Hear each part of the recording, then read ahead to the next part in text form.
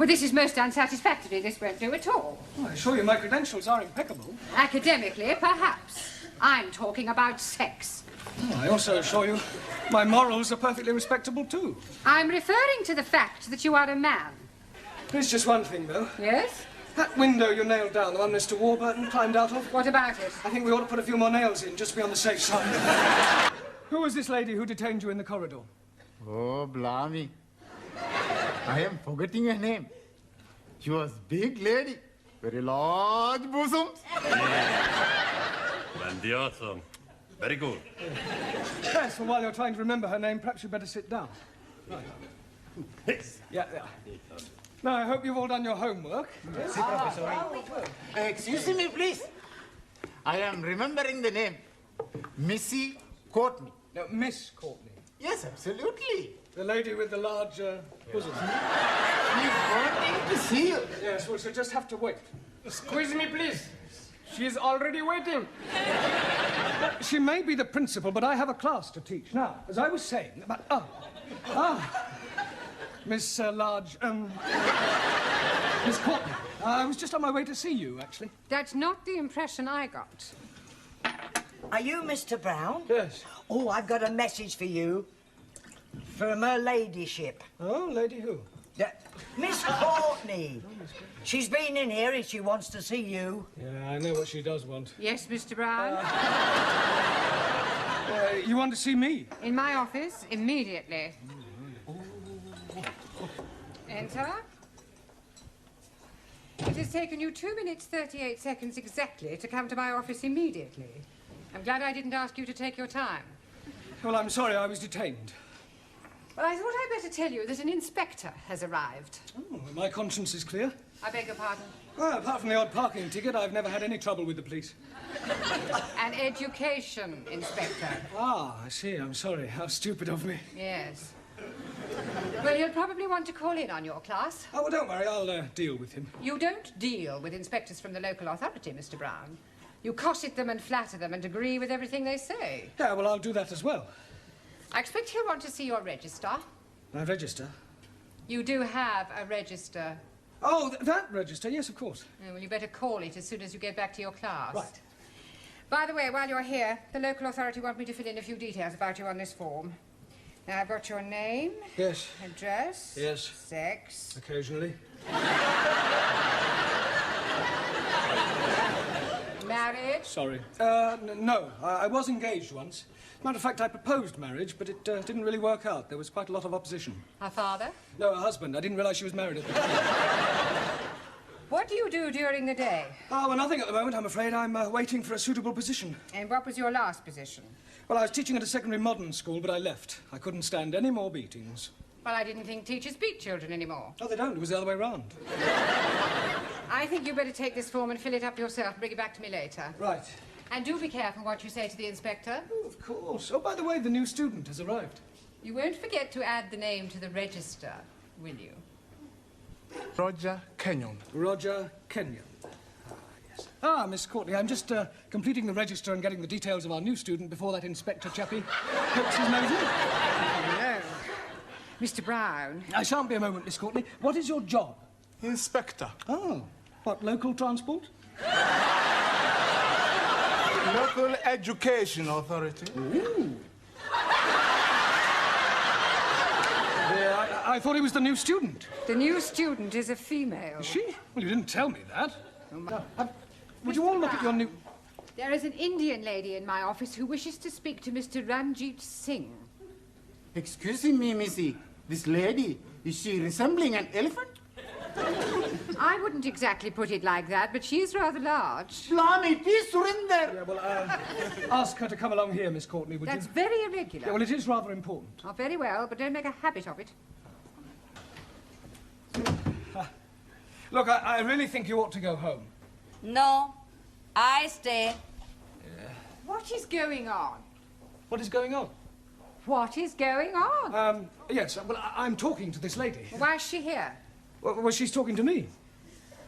Why is she sitting in the corridor? Why is she sitting in the corridor? Must you repeat everything I say? What is going on in here? Where is Mr. Brown? Oh, he will be here any minute. He's coming from the tea room.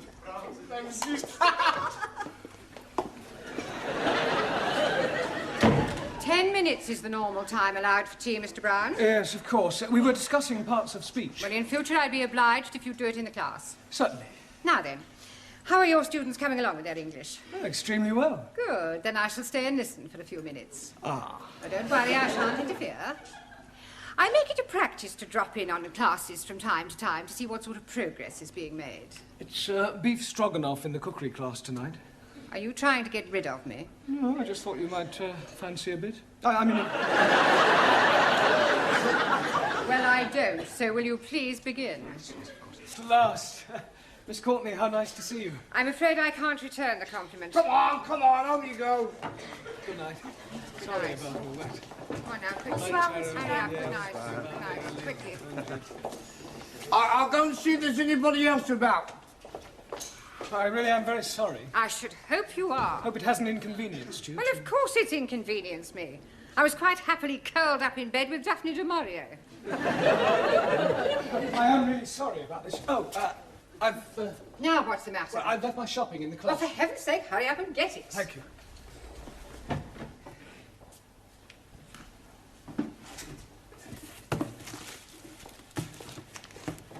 For heaven's sake, are you going to take all night? No, I'm just putting these things Well, away. do hurry up.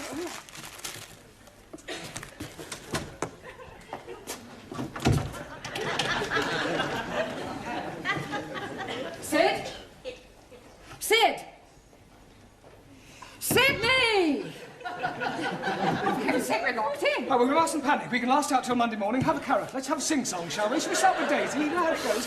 Daisy! Give me a bunch of fivers. I'll give you bunches of tenors! Will you say it?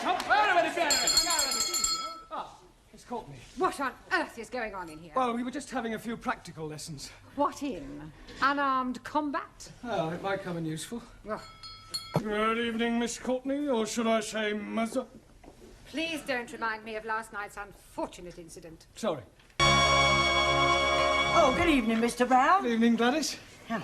Oh, You'll get me shot, though, for her ladyship. I wish you won't miss one. Oh. Is the old dragon in? Yes, the old dragon is. Oh. Evening. I feel that Miss Hardacre would be much more suitable. Yeah, well, in that case, I suggest you get Miss Much More Suitable Hardacre to take over tonight, because I'm going home. You can't just walk out like that. Oh, yes, I can. And I won't say it's been a pleasure, because it hasn't. All I can say is... in India, you'd be sacred. I thought you'd gone. Yeah, I was just collecting my things. Goodbye. Goodbye.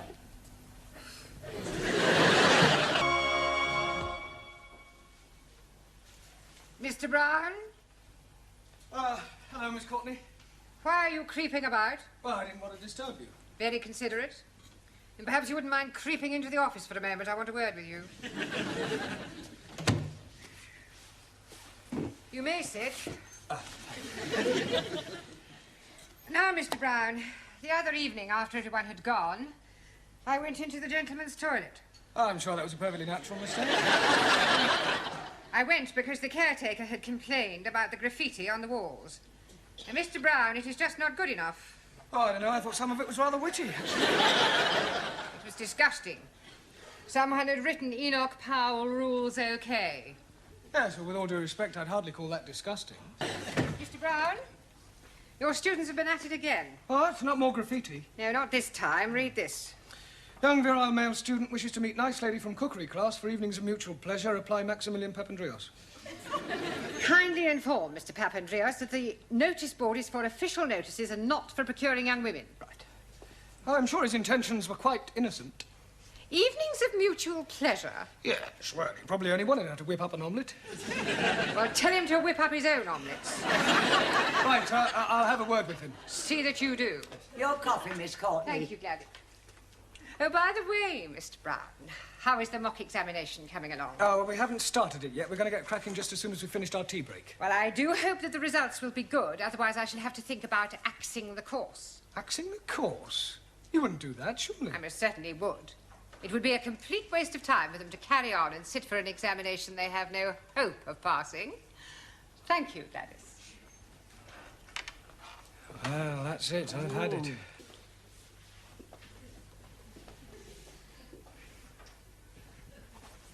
Mr. Brown? Good evening, Miss Courtney.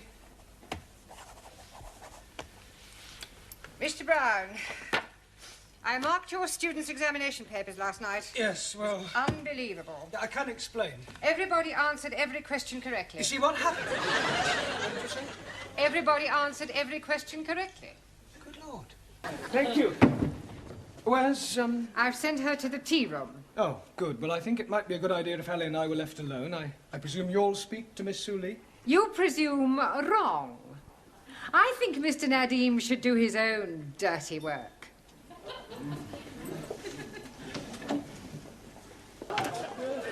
Just a moment. Where do you all think you're going? To the car. Mr. Brown, this is most unsatisfactory. Well, I agree. Well, what are you going to do about Well, there's this? only one thing I can do. If you can't beat them, join them.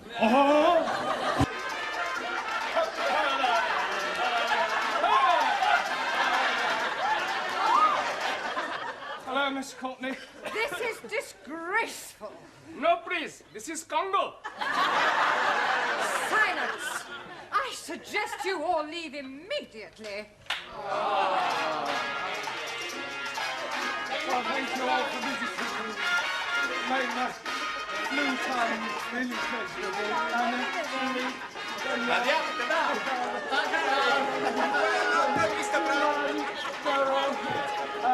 Good evening. As for you, Mr. Brown, words fail. Oh, come on, Miss Courtney. They're only coming here to cheer me up a I bit. warn you, Mr. Brown, that if this sort of thing ever occurs again in the future, you are out. It's like they were... Mr. Brown! Could I please have a word with you, Lucy? Yes. Will you please speak on my behalf now, please? Will you do this one thing for me? Please. Please, leave it to me. Thank you, Mr. Bartek. Thank you. Enter. Miss Courtney, we've got a bit of a problem. Captain Ivanovich is outside. Oh, don't tell me his compatriot has escaped. Oh, no, Boris is safely on his way back to the ship. Well, then why has the captain returned? But he wants to defect. You see, he says, like Boris, that he's fallen heels over head in love. Oh, these foreigners are impossible. Why, tell him to go away. His infatuations have nothing to do with us. Yeah, well, I'm afraid this one has. You see, he says he's fallen in love with you. Little English bulldog. You must love me. I am loving you, Mrs. Courtney. Did you say anything to Miss Courtney about Danielle and me? Oh, only in passing. Oh, great. I better go and check it. I didn't mean any harm. I'd no idea she felt that way. What way? About you. So what are you talking about? Oh, unrequited love. Pardon? You and her ladyship. She fancies you. Oh, don't be ridiculous. Yeah, oh, it's true. No, she was very upset when she heard about you and Danielle. Poor Gladys, soul. I don't know where you got this ridiculous story from, but you are completely mistaken. Oh, no, I'm not. I heard her. What? I mean, she told you that she fancied me? Well, not in so many words, but I knew. It was written all over her face. I can't believe it. Yes, oh, it's not unusual, though. Oh, lots of older women fall for younger men.